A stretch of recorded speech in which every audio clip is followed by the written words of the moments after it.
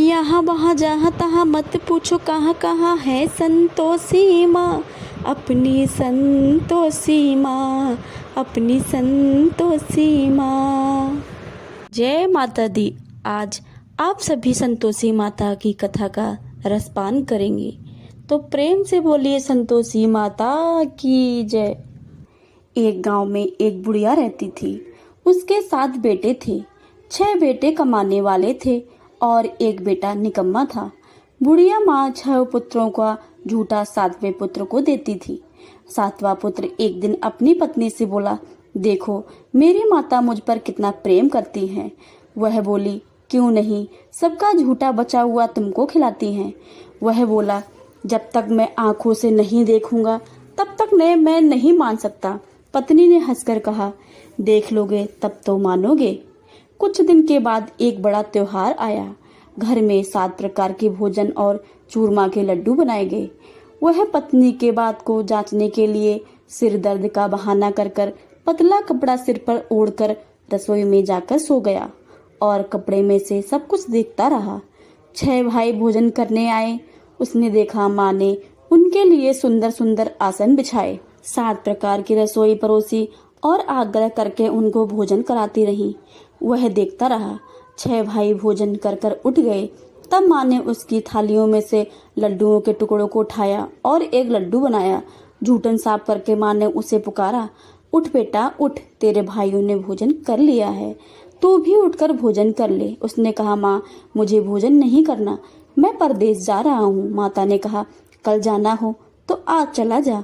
वह बोला, हाँ मैं जा रहा हूँ। यह कहकर वह घर से निकल गया। चलते समय उसे पत्नी की याद आई। वह गौशाला में कंडे थाप रही थी। वहां जाकर वह बोला, मेरे पास तो कुछ नहीं है, यह अंगूठी है सो ले लो, अपनी कोई निशानी मुझे दे दो। वह बोली, मेरे पास क्या है, यह गोबर भरा हाथ है। वह कहकर पत्नी ने उसकी पीठ पर गोबर के हाथ थाप मार दी। वह चल दिया। चलते चलते दूर देश में पहुंचा। वहां एक साहूकार की दुकान थी। वहां जाकर बोला, सेठ जी मुझे नौकरी पर रख लो। साहूकार को नौकर की सख्त जरूरत थी। साहूकार ने कहा, काम देखकर तनख्वाह मिलेगी। उसने कहा, सेठ जी जैसा आप ठीक समझे। उसे साहूकार के यहाँ नौकरी मिल गई। वह वहां दिन रात काम करने लगा। कुछ दिन में दुकान का लेन देन, हिसाब किताब, ग्राहकों का माल बेचना, सारा काम करने लगा। साहूकार के 7-8 नौकर थे। वे सब चक्कर खाने लगे, लेकिन उसने अपनी लगन, परिश्रम और ईमानदारी से सभी को पीछे छोड़ दिया। उसे अपने किए का फल मिला। सेठ ने भी उसका काम देखा और 3 महीने में हुई उसे मुनाफे में साझेदारी बना लिया। परिश्रम करते करते 12 वर्ष में भी वह नगर की नामी सेठ बन गया और सेठ अपना सारा कारोबार उस पर छोड़कर बाहर चला गया।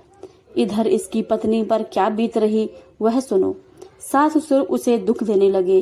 गृहस्थी का काम करवाकर उसे लकड़ी लेने जंगल में भेजते। इस बीच में घर की रोटियों के आटे में से भूसी निकलती और रोटी बनाकर रख दी जाती और फूटे नारियल की नरेली में पानी दिया जाता। इस तरह दिन बीतते रहे।